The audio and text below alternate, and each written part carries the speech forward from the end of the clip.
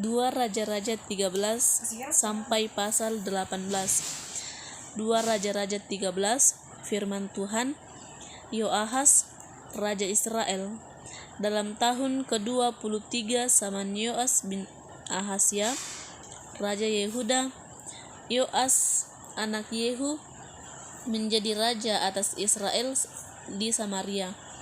Ia memerintah 17 tahun lamanya. Ia melakukan apa yang jahat di mata Tuhan, dan ia hidup menuruti dosa Yerobeam bin Nebat yang mengakibatkan orang Israel berdosa pula. Ia tidak menjauhinya, sebab itu bangkitlah murka Tuhan terhadap Israel, lalu diserahkannyalah mereka dalam tangan Hazael, Raja Aram, dan ke dalam tangan Ben-Hadad, anak Hazael, selama zaman itu. Tetapi kemudian Yoahas memohon belas kasihan Tuhan, dan Tuhan mendengarkan dia, sebab ia telah melihat bagaimana beratnya orang Israel ditindas oleh Raja Aram. Tuhan memberikan kepada orang Israel seorang penolong, sehingga mereka lepas dari tangan Aram dan dapat duduk di kemah-kemah mereka seperti yang sudah-sudah. Hanya mereka tidak menjauh dari dosa-dosa keluarga Yerobeam yang mengakibatkan orang Israel berdosa pula, melainkan mereka terus hidup dalam dosa itu. Juga patung Asyera masih berdiri di Samaria, sebab tidak ada laskar ditinggalkan pada Yoahas. Lalu ia tinggal 50 tahun, 50 orang berkuda, dan 10 kereta, dan 10.000 orang berjalan kaki. Sebab Raja Aram telah membinasakan mereka dan meniupkan mereka seperti abu pengeringan. Selebihnya dari riwayat Yoahas dan segala yang dilakukannya dan kepahlawanannya, bukankah semuanya itu tertulis dalam kitab sejarah raja-raja Israel? Kemudian Yoahas mendapat perhentian bersama-sama dengan nenek moyangnya, dan ia dikuburkan di Samaria. Maka Yoas, anaknya, menjadi raja menggantikan dia. Dalam tahun ke-37 zaman Yoas Raja Yehuda, Yoas anak Yoahas menjadi raja atas Israel di Samaria. Ia memerintah 16 tahun lamanya. Ia melakukan apa yang jahat di mata Tuhan. Ia tidak menjauh dari segala dosa yang disuruh Yerobeam bin Nebat dilakukannya orang Israel, tetapi terus hidup dalam dosa itu. Selebihnya dari riwayat Yoas dan segala yang dilakukannya dan kepahlawanannya, bagaimana ia berperang melawan Amasya, Raja Yehuda, bukankah semua itu tertulis dalam kitab sejarah raja-raja Israel? Setelah Yoas mendapat perhentian bersama-sama dengan nenek moyangnya, maka duduklah Yerobeam di atas tahta ayahnya, dan Yoas dikuburkan di Samaria di samping Raja Israel. Ketika Elisa menderita sakit dan menyebabkan kematiannya, datanglah Yoas, Raja Israel, kepadanya dan menangis oleh karena dia. Katanya, "Bapakku, Bapakku, kereta Israel dan orang-orangnya yang berkuda." Berkatalah Elia kepadanya, "Ambillah busur dan anak panah." Lalu diambilnyalah busur dan anak-anak panah. Berkatalah ia kepada Raja Israel, "Tariklah busurmu." Lalu ia menarik busurnya, tetapi Elisa menaruh tangannya di atas tangan raja, serta berkata, "Bukalah jendela yang di sebelah timur." Dan ketika dibukanya, berkatalah Elisa, "Panah." Lalu dipanahnya. Kemudian berkatalah Elisa, "Itulah anak panah kemenangan dari Tuhan, anak panah kemenangan terhadap Aram. Engkau akan mengalahkan Aram di Efat sampai habis lenyap." Sesudah itu berkatalah Elia, Ambillah anak-anak panah itu, lalu diambilnyalah. Setelah diambilnya, berkatalah Elisa kepada Raja Israel, pukulkanlah itu ke tanah. Lalu dipukulkannya lah 3 kali, kemudian ia berhenti. Tetapi gusarlah abdi Allah kepadanya serta berkata, seharusnya engkau memukul 5 kali atau 6 kali. Dengan berbuat demikian, engkau akan memukul Aram sampai habis lenyap. Tetapi sekarang hanya 3 kali saja engkau akan memukul Aram. Sesudah ia mati, Elisa, lalu ia dikuburkan. Adapun gerombolan Moab sering memasuki negeri itu pada pergantian tahun. Pada suatu kali, orang sedang menguburkan mayat. Ketika mereka melihat gerombolan datang, dicamkanlah mereka mayat itu dalam kubur Elisa, lalu pergi, dan dengan demikian mayat itu kena pada tulang Elisa. Maka hiduplah ia kembali dan bangun berdiri sendiri. Hazael Raja Aram menindas orang Israel sepanjang umur Yoahas, tetapi Tuhan mengasihani serta menyayangi mereka, dan ia berpaling kepada mereka, dan oleh karena perjanjiannya dengan Abraham, Ishak, dan Yakub, jadi ia tidak memusnahkan mereka dan belum membuang mereka pada waktu ia dari hadapannya. Kemudian matilah Hazael Raja Aram, maka Ben-Hadad anaknya menjadi raja menggantikan dia. Yoas bin Yoahas merebut kembali dari tangan Ben-Hadad bin Hazael kota-kota yang dalam peperangan direbut Ben-Hadad dari tangan Yoahas ayah Yoas. 3 kali Yoas mengalahkan dia dan dapat kembali ke kota-kota Israel. 2 Raja-Raja pasal 14. Firman Tuhan, Amasya Raja Yehuda. Dalam tahun kedua zaman Yoas bin Yoahas Raja Israel, Amasya anak Yoas Raja Yehuda menjadi raja. Ia berumur 25 tahun pada waktu ia menjadi raja, dan 29 tahun lamanya ia memerintah di Yerusalem. Nama ibunya adalah Yoadan dari Yerusalem. Ia melakukan apa yang benar di mata Tuhan, hanya bukan seperti Daud, bapa leluhurnya. Ia berbuat tepat seperti yang diperbuat Yoas ayahnya. Namun demikian, bukit-bukit pengorbanan tidaklah dijauhkan. Bangsa itu masih mempersembahkan dan membongkar korban di bukit-bukit itu. Segera sesudah kuasa kerajaan itu kokoh di tangannya, dibunuhnyalah pegawai-pegawainya yang telah membunuh raja, yaitu ayahnya. Tetapi anak para pembunuh itu tidak dihukum mati olehnya, seperti yang tertulis dalam kitab Taurat Musa, di mana Tuhan telah memberi perintah, janganlah ayah dihukum mati karena anaknya, janganlah juga anak dihukum mati karena ayahnya, melainkan setiap orang yang harus dihukum mati karena dosanya sendiri. Ia mengalahkan Edom di lembah Asin, 10.000 orang banyaknya, dan merebut 10.000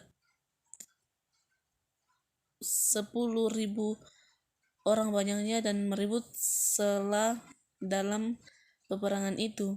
Ia menamainya kota itu Yoktel. Begitulah sampai hari ini.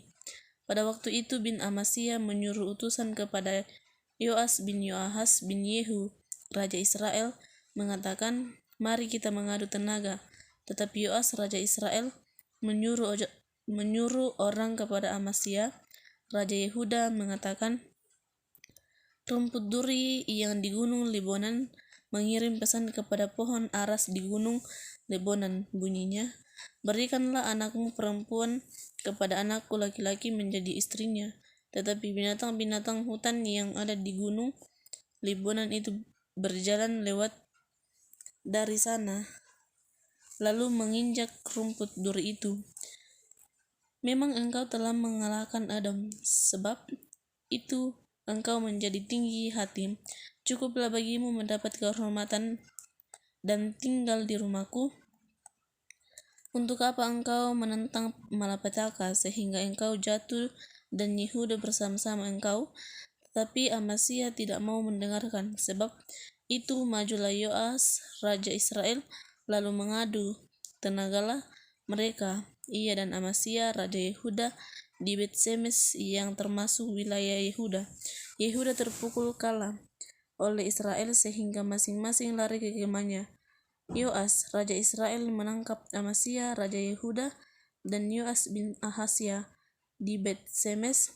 Lalu Yoas masuk ke Yerusalem dan membongkar tembok Yerusalem dari pintu gerbang Efraim sampai pintu gerbang sudut, 400 hasta panjangnya.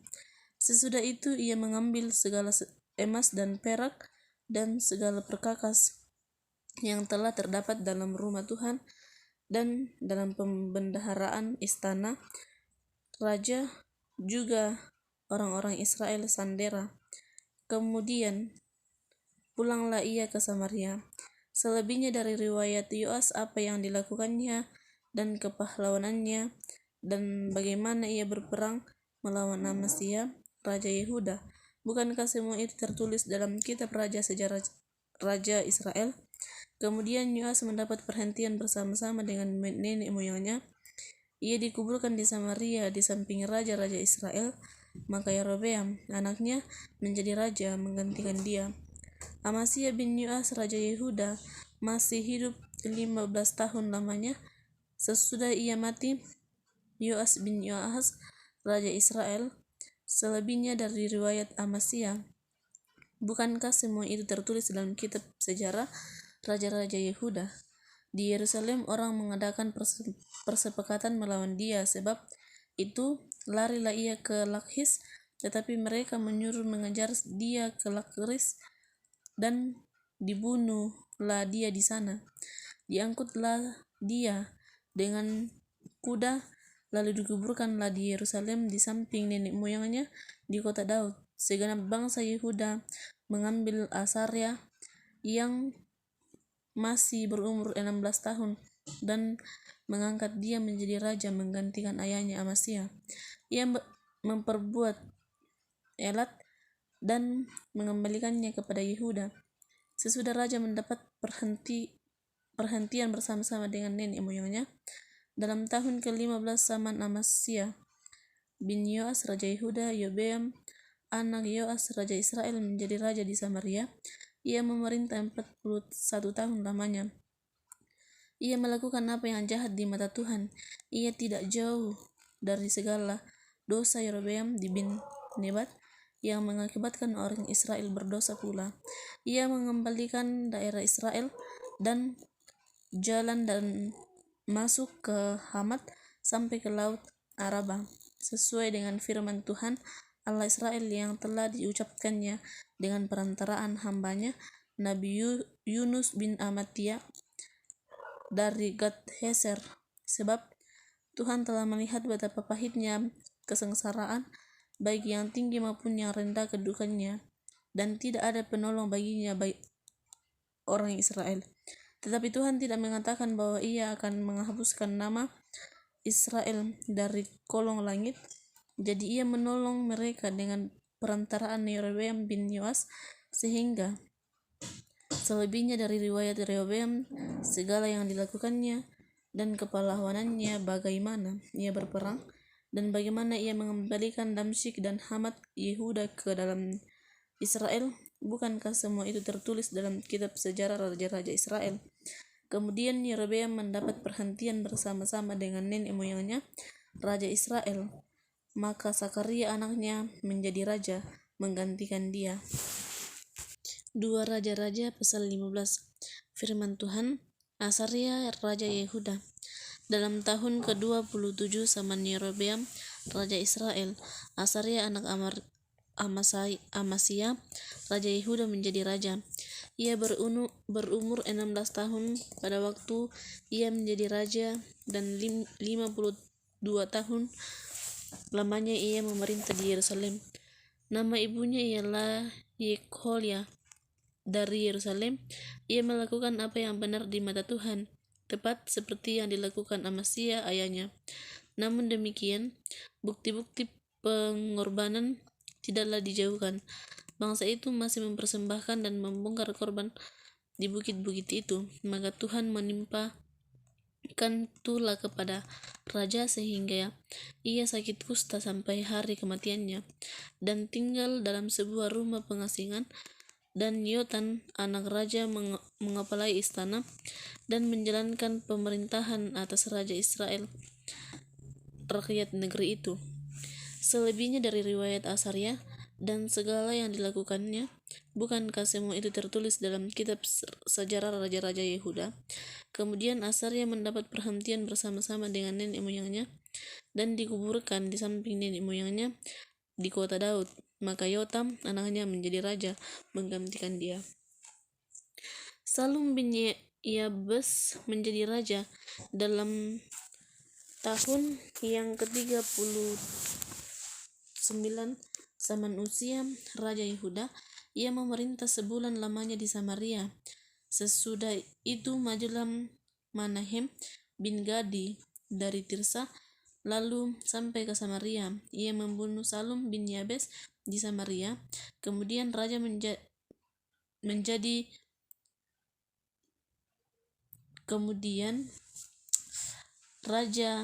menggantikan dia. Selebihnya dari riwayat Salum dan persepakatan yang diadakan sesudah semuanya itu tertulis dalam kitab sejarah raja-raja Israel pada waktu itu dengan mulia. Dan dari Tirsa Menahem memusnahkan Tifsa dan semua orang yang ada di dalamnya serta daerahnya, sebab orang itu membuka pintu kota baginya. Maka dimusnahkannya lah kota itu dan dibelahnya lah semua perempuan yang mengandung. Dalam tahun ke-50 zaman Asaria raja Yehuda, Pekahnya anak Manahem menjadi raja di atas Israel di Samaria. Ia memerintah 2 tahun lamanya. Ia melakukan apa yang jahat di mata Tuhan. Ia tidak menjauh dari dosa-dosa Rehoboam bin Nebat yang mengakibatkan orang Israel berdosa pula. Lalu perwira yakni Pekah bin Remalia mengadakan persepakatan melawan dia dan membunuh dia di Samaria di Pur di istana. Beserta dia ada Argob dan Arye serta 50 orang dari Bani Gilead. Dibunuhnya lah Pekahnya kemudian menjadi raja menggantikan dia. Selebihnya dari riwayat Pekahnya dan segala yang dilakukannya, sesungguhnya semuanya itu tertulis dalam kitab sejarah raja-raja Israel. Menjadi raja atas orang Israel di Samaria. Ia memerintah 20 tahun lamanya. Ia melakukan apa yang jahat di mata Tuhan. Ia tidak menjauh dari dosa-dosa Yerobeam bin Nebat yang mengakibatkan orang Israel berdosa pula. Pada zaman Pekah, raja Israel, datanglah Tiglat Pileser, raja Asyur.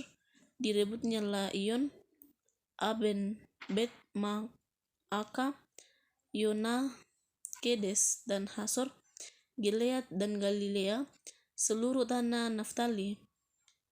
Lalu diangkutnya lah penduduknya ke Asyur ke dalam pembuangan. Hosea bin Ela mengadakan persepakatan melawan Pekah bin Remalia.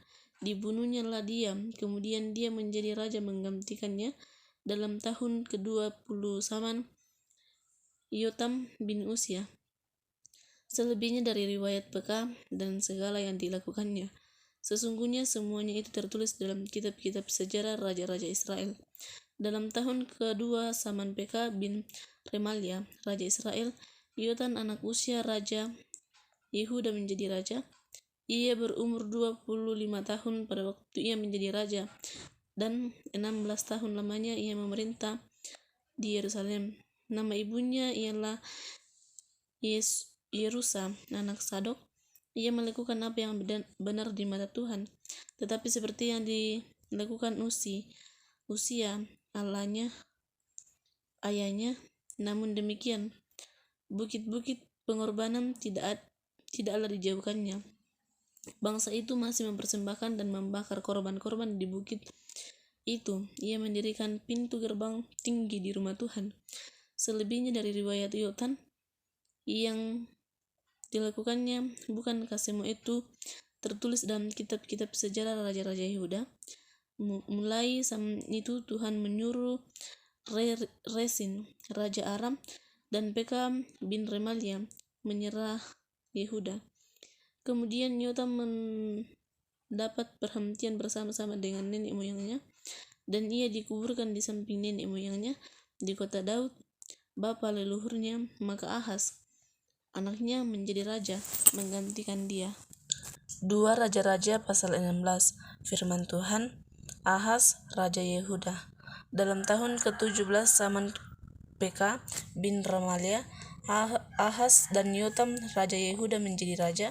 Ahaz berumur 20 tahun pada waktu ia menjadi raja, dan 16 tahun lamanya ia memerintah di Yerusalem. Ia tidak melakukan apa yang benar di mata Tuhan seperti Daud, bapa leluhurnya, tetapi ia hidup menurut kelakuan raja-raja Israel. Bahkan dia mempersembahkan anaknya sebagai korban dalam api, sesuai perbuatan keji bangsa-bangsa yang telah dihalau Tuhan dari depan orang Israel. Ia mempersembahkan dan membakar korban di bukit-bukit pengorbanan dan di atas tempat-tempat yang tinggi, dan ia bawa setiap pohon yang rimbun. Pada waktu itu majulah Resin, Raja Aram, dan Pekah bin Remalia, Raja Israel, untuk memerangi Yerusalem, dan mereka mengepung Ahaz, tetapi mereka tidak dapat mengalahkan dia. Pada masa itu Resin, Raja Aram, mengembalikan Elat kepada Edom, lalu ia mengusir orang-orang Yehuda dari Elat. Datanglah orang-orang Edom dan Ela dan diam di sana sampai hari ini. Ahaz menyuruh utusan-utusan kepada Tiglat-Pileser, Raja Asyur, mengatakan, "Aku ini hambamu dan aku anakmu. Majulah dan selamatkanlah aku dari tangan Raja Aram dan dari tangan Raja Israel yang telah bangkit menyerang aku." Ahaz mengambil perak dan emas yang terdapat dalam rumah Tuhan dan dalam pembendaharaan istana raja. Ia mengirimnya kepada Raja Asyur sebagai persembahan. Sesudah itu pergilah Raja Ahaz menemui Tiglat-Pileser Raja Asyur di Damsyik. Setelah Raja Ahaz melihat mezbah yang ada di Damsyik, dikirimkannya kepada Imam Uria ukuran dan bagan mezbah itu menurut buatannya yang tepat. Lalu Imam Uria mendirikan mezbah seperti keterangan yang didirikannya Raja Israel dari Damsyik. Demikianlah dibuatnya Imam Uria menjadi datangnya Raja Ahaz dari Damsyik. Setelah raja pulang dari Damsyik, maka raja melihat mezbah itu dan mendekatlah raja kepada mezbah itu dan naik ke atas, membongkar korban bakaran dan korban sajiannya, mencurahkan korban curahannya di atas mezbah itu, dan menyiramkan darah korban keselamatannya kepadanya. Tetapi ia menyuruh mengusir mezbah tembaga yang ada di hadapan Tuhan dari depan rumah Tuhan, dari antara mezbah baru dengan rumah itu, dan menaruhnya di sebelah utara mezbah baru itu. Kemudian Raja Ahaz memerintahkan kepadanya Imam Uria, "Bakarlah di atas mezbah besar itu korban bakaran pagi dan korban sajian petang, juga korban bakaran dan korban sajian, lagi korban bakaran dan korban sajian, dan korban-korban curahan seluruh rakyat negeri.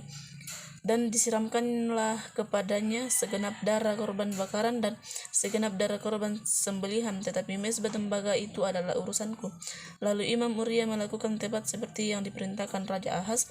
Sesudah itu Raja Ahaz memotong papan penutup kereta penopang dan menyingkirkan bejana pembasuhan dari atasnya. Juga laut itu diturunkannya dari atas lembu tembaga yang mendukungnya, ditaruhnya lah di atas alas batu. Selebihnya dari riwayat Ahaz dan apa yang dilakukannya, bukankah semuanya itu tertulis dalam kitab sejarah raja-raja Israel? Kemudian Ahaz mendapat perhentian bersama-sama dengan nenek moyangnya, dan ia dikuburkan di samping nenek moyangnya di kota Daud. Maka Hizkia anaknya menjadi raja menggantikan dia. 2 Raja-Raja pasal 17. Firman Tuhan, Hosea Raja Israel. Dalam tahun ke-12 zaman Ahaz Raja Yehuda, Hosea bin Elam menjadi raja di Samaria atas Israel. Ia memerintah 9 tahun lamanya. Ia melakukan apa yang jahat di mata Tuhan. Tetapi seperti raja-raja Israel yang mendahului dia, Salmaneser Raja Asyur maju melawan dia. Hosea takluk kepadanya serta membayar upeti. Tetapi kedapatanlah oleh Raja Asyur bahwa di pihak Hosea ada persepakatan, karena Hosea telah mengirimkan utusan-utusan kepada So Raja Mesir dan tidak mempersembahkan lagi upeti kepada Raja Asyur seperti biasanya tahun demi tahun. Sebab itu Raja Asyur menangkap dia dan membelenggu dia dalam perkara. Kemudian majulah Raja Asyur menjelajah seluruh negeri itu. Ia menyerang Samaria dan mengepungnya di 3 tahun lamanya. Dalam tahun ke-9 zaman Hosea, maka Raja Asyur merebut Samaria. Ia mengangkut orang-orang Israel di Asyur ke dalam pembuangan dan menyuruh mereka tinggal di Hala, di tepi sungai Habor, yakni sungai negeri Gason, dan di kota-kota orang Madai. Hal itu terjadi karena orang Israel telah berdosa kepada Tuhan Allah mereka, yang telah menuntun mereka dari tanah Mesir ke kekuasaan Firaun, Raja Mesir, dan karena mereka yang telah menyembuhkan Allah lain dan telah hidup menurut adat istiadat bangsa-bangsa yang telah dihalau Tuhan dari depan orang Israel, dan menurut ketetapan yang telah dibuat raja-raja Israel. Dan orang Israel telah menjalankan hal-hal yang tidak patut terhadap Tuhan Allah mereka. Mereka mendirikan bukit-bukit pengorbanan dimanapun mereka diam, baik dekat menara penjara maupun di kota yang berkubu. Mereka mendirikan tugu-tugu berhala dan tiang-tiang berhala di atas setiap bukit yang tinggi dan di bawah setiap pohon yang rimbun. Di sana di atas segala bukit itu mereka membakar korban seperti bangsa-bangsa yang telah diangkut Tuhan. Tertawalah dari depan mereka. Mereka melakukan hal-hal yang jahat sehingga mereka menimbulkan sakit hati Tuhan. Mereka beribadah kepada berhala-berhala, walaupun Tuhan telah berfirman kepada mereka, "Janganlah kamu berbuat seperti itu." Tuhan telah memperingatkan kepada orang Israel dan kepada orang Yehuda dengan perantaraan semua nabi dan semua tukang tilik, "Berbaiklah kamu daripada jalan-jalanmu yang jahat, dan itu tetaplah ikuti segala perintah dan ketetapanku sesuai dengan segala undang-undang yang telah kuperintahkan kepada nenek moyangmu dan yang telah kusampaikan kepada mereka dengan perantaraan hamba-hambaku para nabi." Tetapi mereka tidak mendengarkan, melainkan mereka mendengarkan tegukannya seperti nenek moyangnya yang telah percaya kepada Tuhan Allah mereka. Mereka menolak ketetapan dan perjanjiannya yang telah diadakan dengan nenek moyang mereka, juga perantaraan peraturan-peraturannya yang telah diperingatkannya kepada mereka. Mereka mengikuti dewa kesia-siaan sehingga mereka mengikuti bangsa yang tidak di sekeliling mereka. Walaupun Tuhan telah memerintahkan kepada mereka, "Janganlah berbuat seperti itu," mereka telah meninggalkan segala perintah Tuhan Allah mereka dan telah membuat 2 orang lembu tuangan. Juga mereka membuat patung Aserah, sujud menyembah dan kepada segenap tentara langit dan beribadah kepadanya. Sebab Tuhan sangat murka terhadap orang Israel dan menjauhkan mereka dari hadapannya. Tidak ada yang tinggal kecuali suku Yehuda. Juga suku Yehuda tidak berpegang pada perintah Tuhan Allah mereka, tetapi mereka hidup menurut ketetapan yang telah dibuat Israel. Jadi Tuhan menolak segenap keturunan Israel. Ia menindas mereka dan menyerahkan mereka ke dalam tangan perampok-perampok sampai habis mereka dibuangnya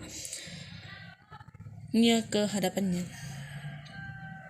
Raja-raja Asyur mengangkut orang dari Babel, dari Kuta, dari Awak, dari Hamat dan Serfaim, lalu menyuruh mereka dan diam di kota-kota Samaria menggantikan orang Israel. Maka orang-orang itu pun menduduki Samaria dan diam di kota-kota. Pada mulanya, waktu mereka diam di sana, tidaklah mereka takut kepada Tuhan, sebab Tuhan melepaskan singa-singa ke atas mereka yang membunuh mereka, beberapa orang di antara mereka. Lalu berkatalah orang kepada Raja Asyur, bangsa-bangsa yang tuanku angkut tertawa, yang tuanku suruh diam di kota-kota Samaria tidaklah mengenal hukum beribadah kepada Allah di negeri ini. Sebab itu dilepaskannya lah singa-singa ke antara mereka yang sesungguhnya membunuh mereka, oleh karena mereka tidak mengenal hukum beribadah kepada Allah negeri itu. Lalu Raja Asyur memberikan perintah seluruh, pergilah ke sana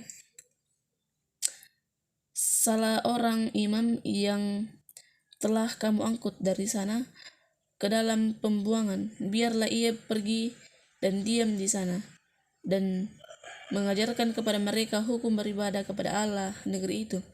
Salah seorang imam yang telah melakukan mereka angkut dari Samaria ke dalam pembuangan seperti dia di Babel, di Betel, mengajarkan kepada mereka bagaimana seharusnya berbakti kepada Tuhan.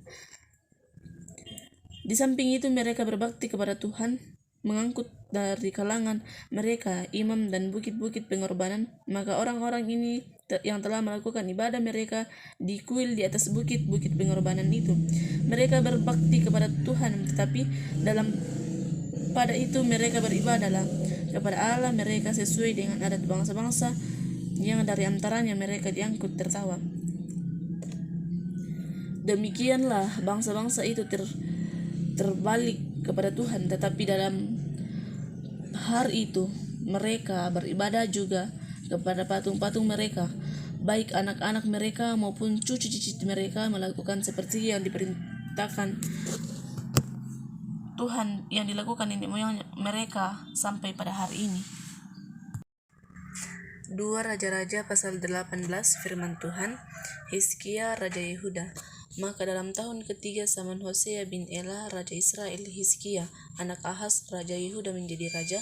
Ia berumur 20 tahun pada waktu itu ia menjadi raja, dan 29 tahun lamanya ia merintah di Yerusalem. Nama ibunya ialah Abi dan Sakaria. Ia melakukan apa yang benar di mata Tuhan, tetapi seperti yang dilakukan Daud bapa leluhurnya, dialah yang menjauhkan bukit-bukit pengorbanan dan yang telah meremukkan tugu-tugu berhala dan yang menebang tiang-tiang berhala dan menghancurkan ular tembaga yang dibuat Musa. Sebab sampai pada masa itu orang Israel memang masih membakar korban bagi ular itu yang bagi namanya disebut Nehustan. Ia percaya kepada Tuhan Allah Israel, dan di antara semua raja Yehuda, baik yang sesudah dia maupun yang sebelum dia, tidak ada yang lagi yang sama seperti dia. Ia berpaut kepada Tuhan, tidak menyimpang daripada pengikut dia, dan ia berpegang pada perintah-perintah Tuhan yang telah diperintahkannya kepada Musa. Maka Tuhan menyertai dia kemanapun dia pergi berperang. Ia beruntung. Ia memberontak kepada Raja Asyur dan ia tidak lagi takluk kepadanya. Dialah yang mengalahkan orang Filistin sampai ke Gaza dan memusnahkan daerahnya, baik menara-menara penjagaan maupun kota-kota yang berkubu. Dalam tahun keempat pada zaman Raja Hizkia, majulah Sanherib Raja Asyur menyerang segala kota berkubu di negeri Yehuda lalu merebutnya. Hizkia Raja Yehuda mengutus orang kepada Raja Asyur di Lakhis dengan pesan, aku telah berbuat dosa, undurkanlah daripadaku apapun yang kau bebankan kepadaku akan kupikul. Kemudian Raja Asyur membebankan kepada Hizkia Raja Yehuda 300 talenta perak dan 30 talenta emas. Hizkia memberikan segala perak yang terdapat dalam rumah Tuhan dan dalam perbendaharaan istana raja. Pada waktu itu Hizkia menggerakkan emas dari pintu-pintu dan dari genangan-genangan pintu bait Tuhan yang telah dilapis oleh Hizkia Raja Yehuda. Diberikannya lah semua itu kepada Raja Asyur. Lalu berkatalah Eliahim bin Hilkia Sebna dan Yoah kepada juru imam agung, silahkan berbicara dalam bahasa Arab kepada hamba-hambamu ini, sebab kami mengerti, tetapi janganlah berbicara dengan kami dalam bahasa Yehuda sambil didengar oleh rakyat yang ada di atas tembok. Tetapi juru minum agung berkata kepada mereka, adakah Tuanku mengutus aku untuk mengucapkan perkataan-perkataan itu hanya kepada Tuanmu dan kepadamu saja? Bukankah kamu juga kepada orang-orang yang duduk di atas tembok, yang memakan tahinya dan meminum air kencingnya bersama-sama dengan kamu? Kemudian berdirilah juru minum agung dan berserulah ia dengan suara nyaring dalam bahasa Yehuda. Ia berkata, dengarkanlah perkataan Raja Agung, Raja Asyur. Beginilah kata Raja, janganlah Hizkia memperdayakan kamu, sebab ia tidak sanggup melepaskan kamu dari tanggunganku. Janganlah Hizkia mengajak kamu berharap kepada Tuhan dan mengatakan, tentukanlah Tuhan akan melepaskan kita, dan kota ini tidak akan diserahkan ke dalam tangan Raja Asyur.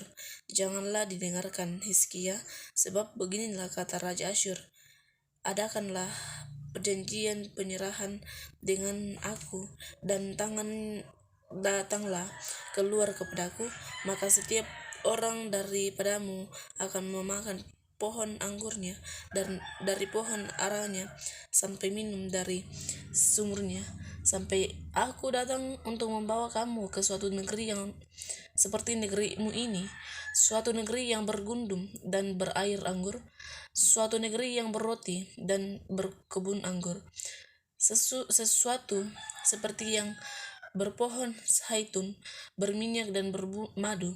Demikian aku hidup dan tidak mati. Tetapi janganlah dengarkan Hizkia, sebab ia membujuk kamu dengan mengatakan, Tuhan akan melepaskan kita. Apakah pernah para Allah bangsa-bangsa melepaskan negerinya masing-masing dan tangan Raja Asyur? Di manakah para Allah negeri Hamat dan Arpad? Di manakah para Allah negeri Wafaim, Hema dan Iwa? Apakah mereka telah melepaskan Samaria dari tanganku? Siapakah di antara semua Allah negeri-negeri yang telah melepaskan negeri mereka dari tanganku, sehingga Tuhan sanggup melepaskan Yerusalem dari tanganku?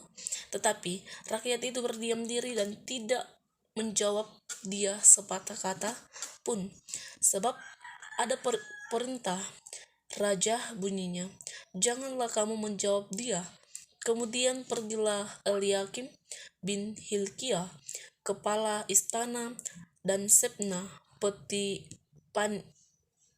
panitera negara, dan Yoab bin Asaf, bendahara negara, menghadap Hizkia dengan pakaian yang dikoyakkan, lalu memberitahukannya kepadanya perkataan juru imam agung. Amin.